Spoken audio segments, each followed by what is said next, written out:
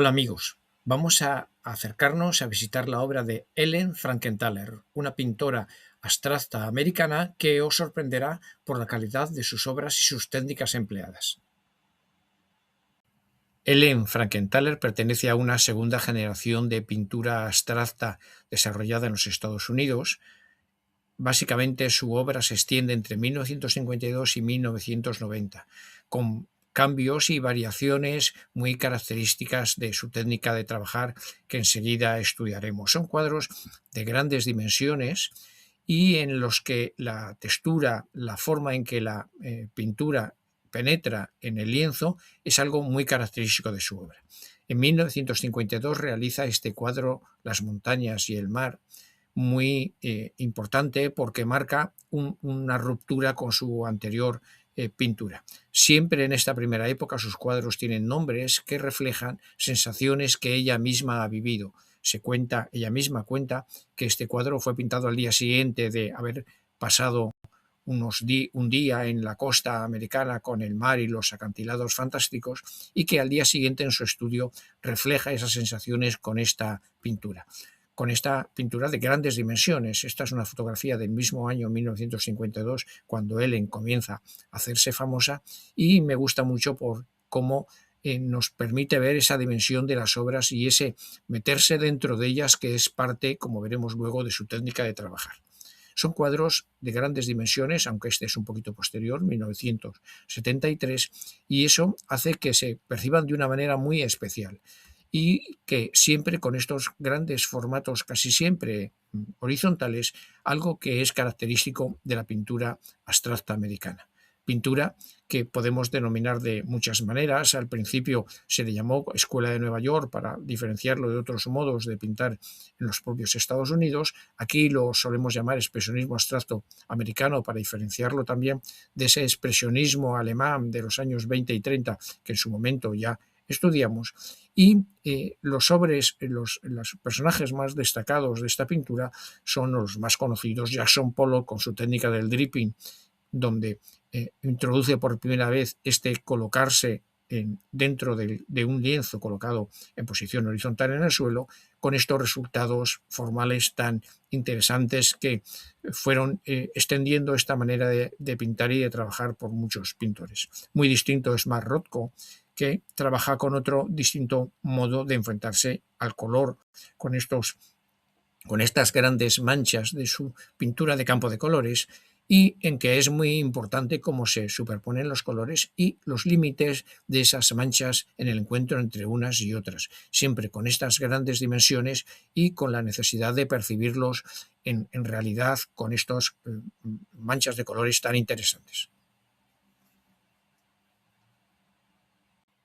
Robert Motherwell es el tercer gran pintor que vamos a mencionar, que desarrolla estas mismas técnicas de la pintura en horizontal de otro modo distinto, con unas grandes manchas de color. Hay que decir que Robert Motherwell en su momento fue marido durante unos años de Ellen, y por lo tanto hay una influencia muy fuerte en sus obras, una influencia mutua muy importante.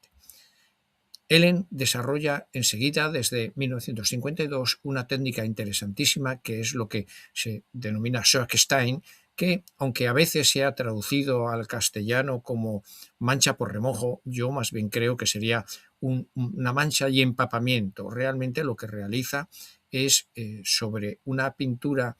al óleo que ha diluido con la ayuda de aguarrás, trementina o queroseno, con lo cual se ha convertido en un aspecto muy, muy líquido. Lo vierte sobre el lienzo y a continuación lo va extendiendo hasta que ese líquido empapa completamente el lienzo. Un lienzo que no tiene ningún tratamiento, por lo tanto se empapa enseguida en la tela y da una sensación muy plana, muy diferente de algunos aspectos conseguidos por los otros pintores abstractos americanos, donde nosotros vemos la pintura incluso sólida. Es una técnica que al final, lo vamos a ver después, se parece un poquito a la acuarela en el modo en que muy rápidamente el soporte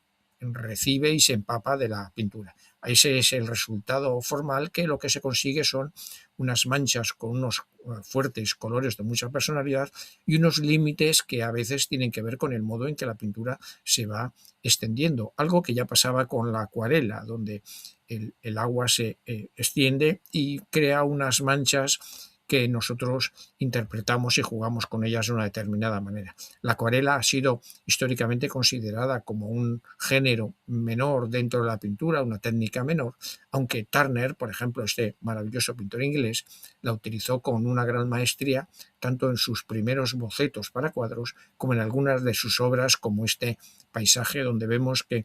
esos límites de las manchas tan pocos definidos es parte de la gracia de la pintura de la acuarela, una pintura muy inmediata.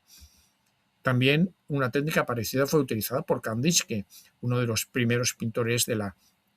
experimentación abstracta europea. Vemos en esta de sus primeras obras no figurativas como estas manchas con límites poco definidos realmente son características e interesantes. Influyen en la obra de Ellen Frankenthaler y lo veremos como en sus cuadros de alguna manera con estas grandes dimensiones se ven desde lejos, pero también hay que verlos desde cerca. Esta foto es muy expresiva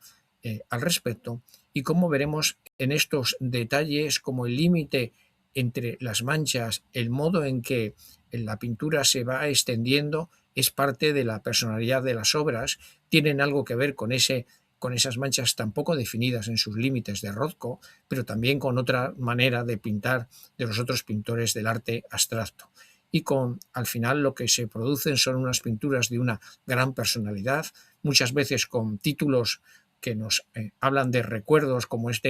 Contemplando las estrellas de 1989, de una época muy posterior. Esta obra, que tiene mucho más de ese acabado de la acuarela, aunque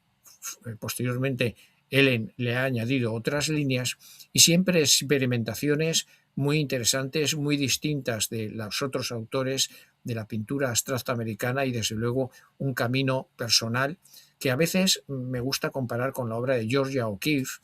que es también un camino muy personal, con obras figurativas que siempre remiten o al paisaje americano o a obras